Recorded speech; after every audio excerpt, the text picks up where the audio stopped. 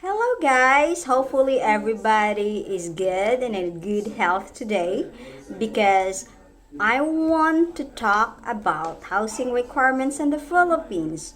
I want some people will know and can help in choosing a home, or if it can fit their budget, or if they can comply the requirements after paying the equity or the down payment, as we know that it's not easy to get money to buy a house or to have our lifetime investment, because we work our money longer enough just to have it.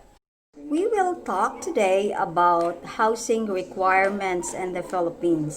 We have three financing in the Philippines.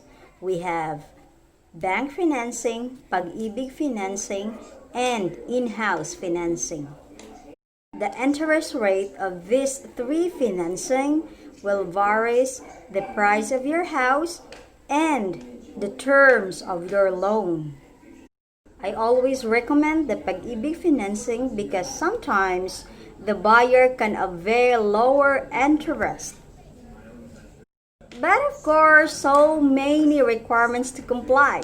The first thing you need to comply is you need to be a member in pag-ibig for 24 months or 2 years before you can avail the housing loan. The bank is lesser requirements than pag-ibig, and in-house is much lesser requirements than both of it. I just want everybody will know simple steps so that they will not waste their money after paying their down payment and they just feel frustrated because they cannot get their house, because they cannot comply the requirements and they are not qualified with it. Paying the reservation fee and the equity or down payment, it's very easy because they don't look for more requirements in that stage. You only give all the requirements upon or during the loan application of your property.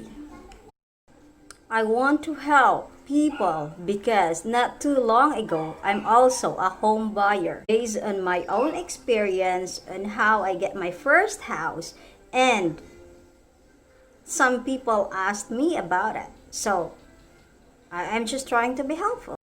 The requirements also in the Philippines depends if you are locally employed or you're working abroad, or if you are natural born citizen or a foreigner.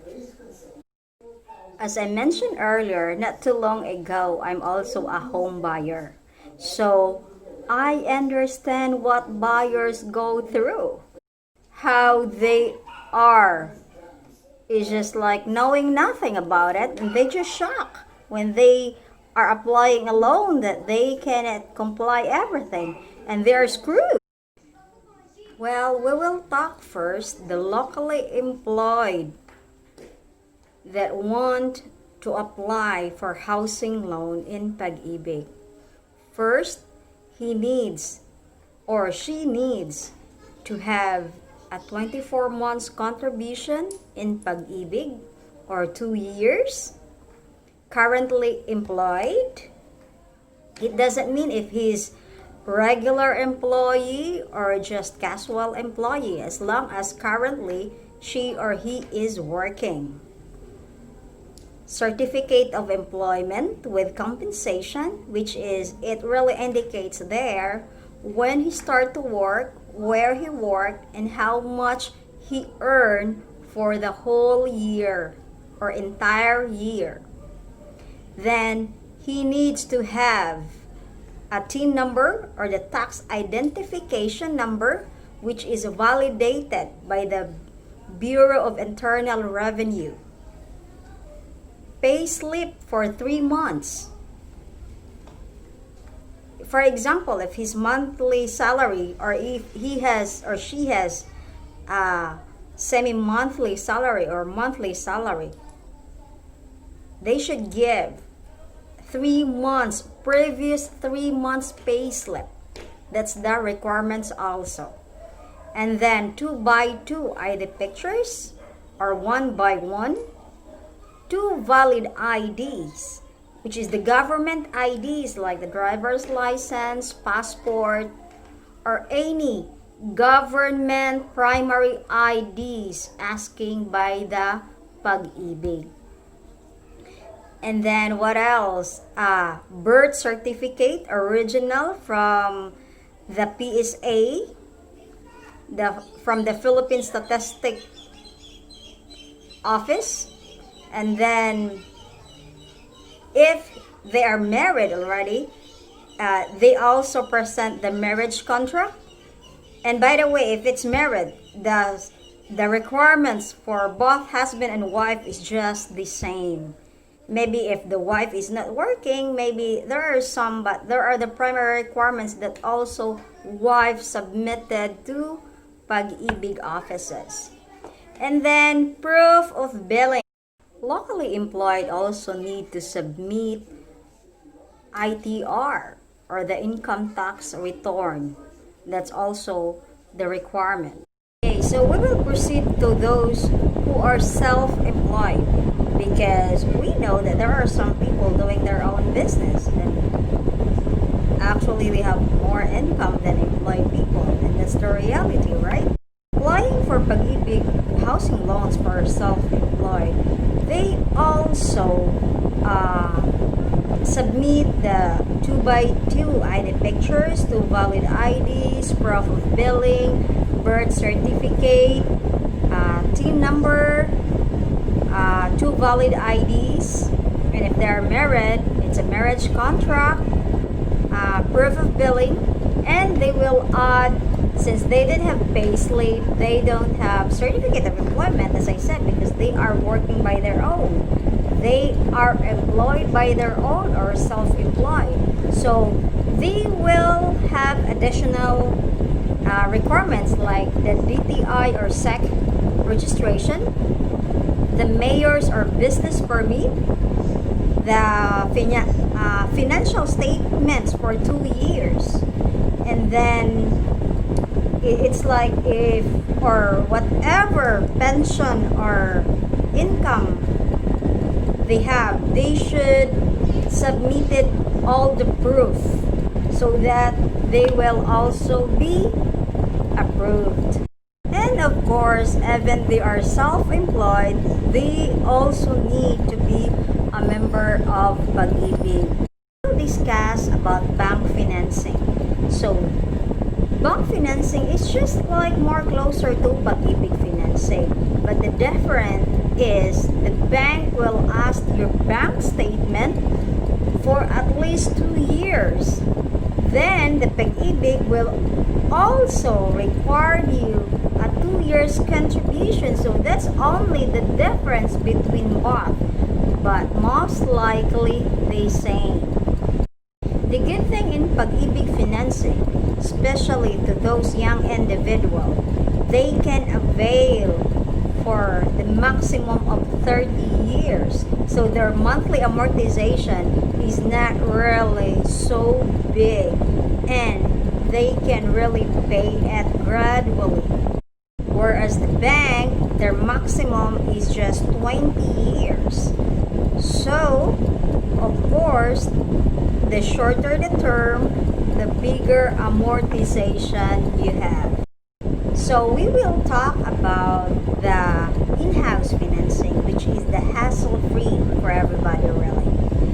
Just require a minimal requirements unlike the bank and Pag-ibig. So for in-house financing, it's just very simple. The 2 valid IDs, the TIN number, birth certificate, proof of billing, 1x1 ID pictures or 2x2, and then upon move in, you need to present or submit them a post-dated check, which is consumable for your term of your loan. For example, if in-house financing offered 10 years loan for your house. Of course, you need to submit 120 post-dated checks. So it means every month for 10 years, you need to submit it completely before they allow you to move into your house or approve your loan. So we already talked about locally employed and self-employed having a loan application for Pag-ibig, bank, and in-house financing. So next we will talk about those people who want to buy a property here in the Philippines that physically not here or they are working abroad. Well, those who want to have a loan application and they are not here in the Philippines, they can still apply it and can still be approved as long as they comply all the requirements. The first thing they need to do is to look for an SPA or the special power of attorney. It can be their wife, their parents, siblings, or any that they can be trusted in behalf of them.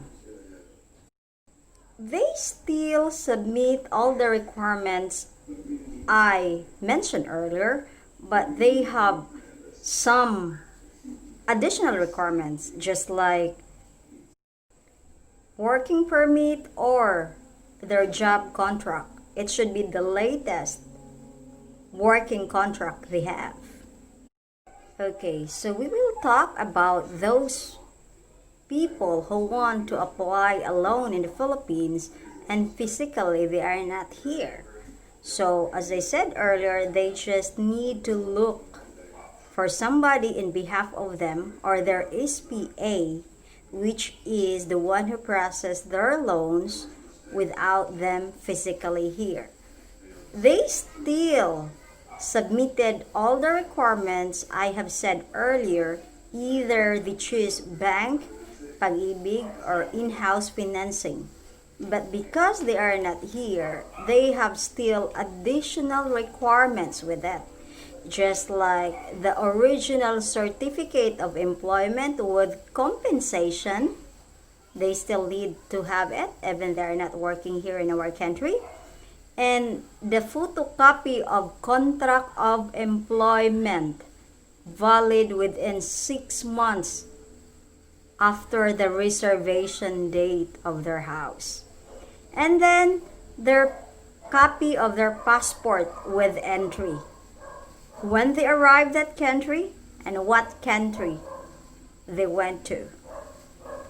I really love to share how I go through with it, having my house. It's because I don't want so many people suffer. Hope you get some ideas and information this blog because it really helps you a lot. And there are times that we just don't ask so much about it because we're just excited to get our own house. And I don't want somebody that from excitement it will turn into frustrations because they cannot comply the requirements they needed. And we always knew the feeling of having our first house. It's just like the excitement is really too much. And I just can't forget when I have my first house, really. If you think this topic is helpful, please like the bell button and don't forget to subscribe so that you will be updated on my channel. And of course, if you have some requests or need to know something that I know, I really love to share it. If you have some requests, guys, about the housing in the Philippines, I love to share with it as long as I know about it. And you can put a comment below so that I will know and we will work together with it. Thank you so much, and hopefully you love this topic. Stay home.